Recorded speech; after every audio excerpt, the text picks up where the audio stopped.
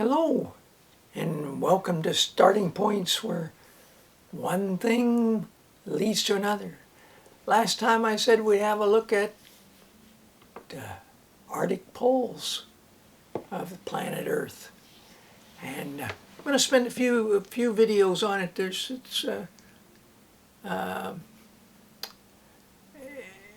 It's a rare attraction, and not too many people seek necessarily to spend time in Arctic climates. Heroes of Polar Exploration, a Horizon book. It's amazing how this publisher honed in at historical things which might be interesting, might be starting points, and this book's quite fascinating. It's really broken into two parts. The first part is the polar region at the North Pole, and the second part is the polar region at the South Pole. Now, the South Pole is on a landmass. It's a huge landmass above sea level, covered with snow and ice, with various glaciers and things like that. The North Pole is just water. Down below is the base of the ocean, the Arctic Ocean. Perhaps because Europe and North America were focal centers for wanting to find a route over here to the Pacific Ocean, the people explored through this area that wouldn't maybe necessarily have chosen to do that. They list some people here. All of them come after Hudson.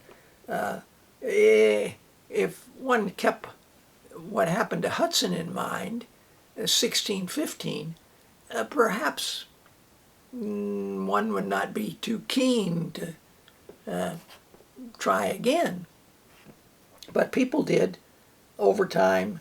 Bering, who came from Russia overland and explored up Bering Strait and Bering Island, Bering Sea, named for him.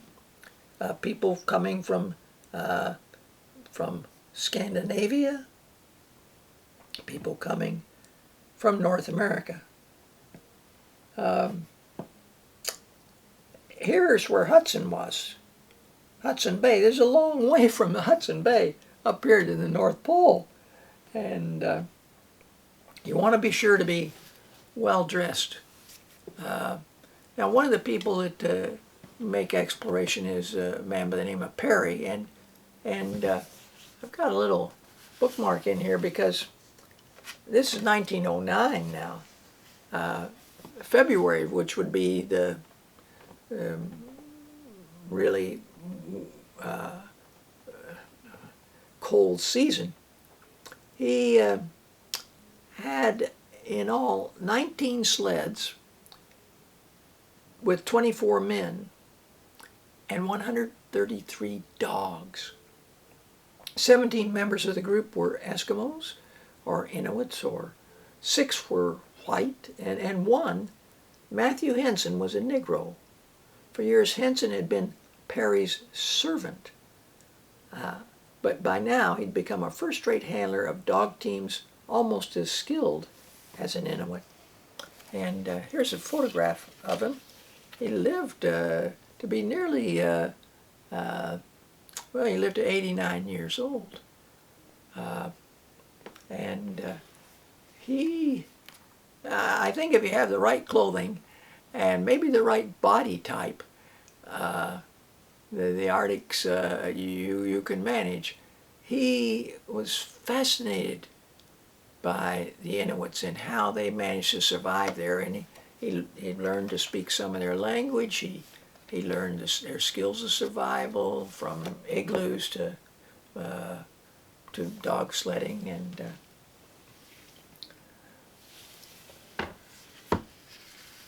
now, the next thing I want to talk about, snow. You're going to find snow and lots of snow, and so I have some pictures of snowflakes. This one I laugh at. It was a 10-cent commemorative stamp. 10 cents. This is one on an envelope in 1971 in that series. Covers for cards.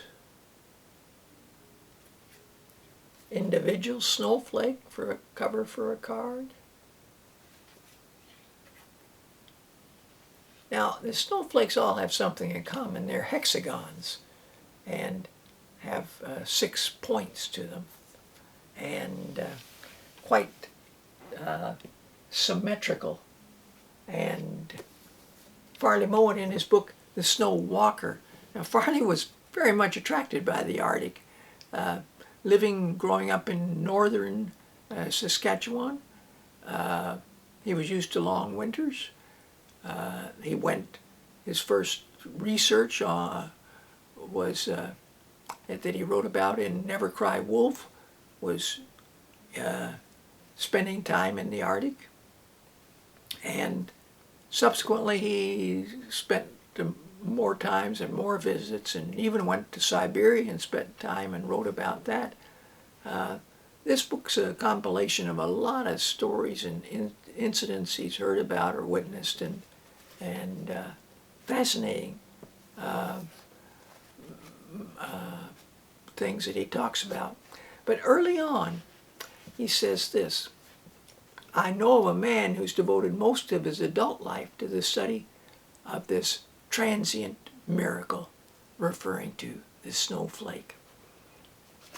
Well, that man was Wilson Bentley, more affectionately known by the nickname Snowflake Bentley, because he did spend his life. He was always, from the earliest age, interested in from grasshoppers and ants and flowers and things on their farm in Vermont. And, of course, long winters in Vermont and lots of snow. And he noticed that he could catch on his glove a snowflake and he could see the shape and design of it. And he wanted to try to photograph that somehow, to capture it or to look at it more carefully. His mother had an old microscope that she gave him, and he tried to catch things on black velvet that he'd kept in a freezer. So he'd take the velvet out, go out, so it would be cold, and the snowflake would fall on it, and he'd bring it in, and he'd try to put that under the microscope and look at it and draw it. But invariably, before he could finish capturing that whole essence of it, it would melt. So when he was, he did that for about 3 years, and when he was got a little older, when he was 16, he read of a camera with its own microscope. If I had that camera, I could photograph snowflakes, he told his mother. Willie's mother knew he would not be happy until he could share what he had seen. Fussing with snow was just foolishness, his father said. Still, he loved his son. When Willie was 17, the parents spent their savings and bought the camera. Well, he used that camera, or others, afterwards, until he died. This is a very poignant part for me to know that oftentimes, as a teacher, you'd see certain parents have expectations or drives, or want their son or daughter to, do this and to become maybe that, and often have plans that they'd like to see their child pursue. And In this case, the mother listened to the son's interest and felt strongly enough that it was important to support him in his interest. And the father was wise enough to agree.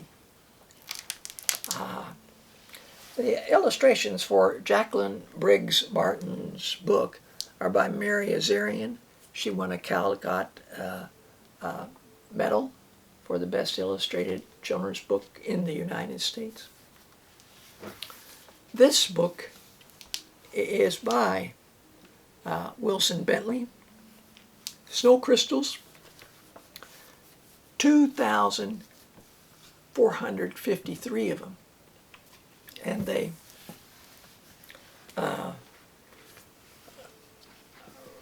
well, sometimes there are some truncated ones,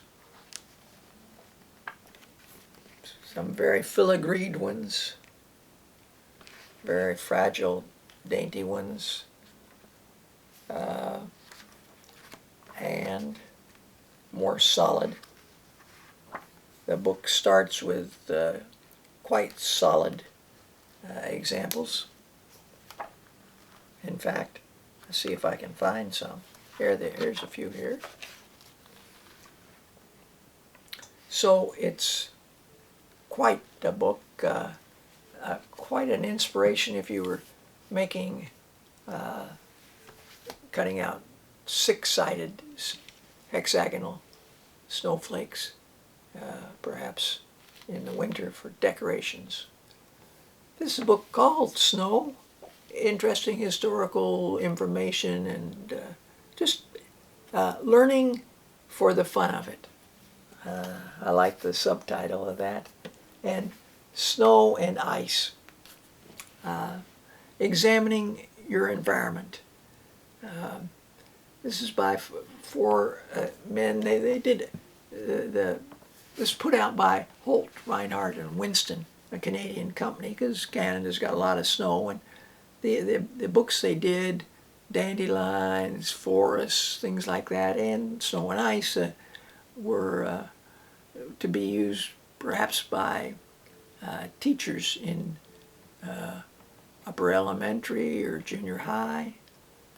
Lots and lots of outdoor education and experiments and studies and using observation, measurement, and that's an interesting book. And lastly, a poem which involves snow. It was illustrated by, in this case, by Susan Jeffers. It's Robert Frost's poem, Stopping by the Woods on a Snowy Evening. And it's some pages don't have very many words. I like this particular pair of pages because of this, all the snowflakes that she drew on them. Some of them, they aren't perpendicular, they're at angles as though the wind has twisted or blown them, but to draw that with that sort of vision, pretty clever stuff. Well, thanks for joining me. Until next time, when we look some more at the Arctic. Bye for now.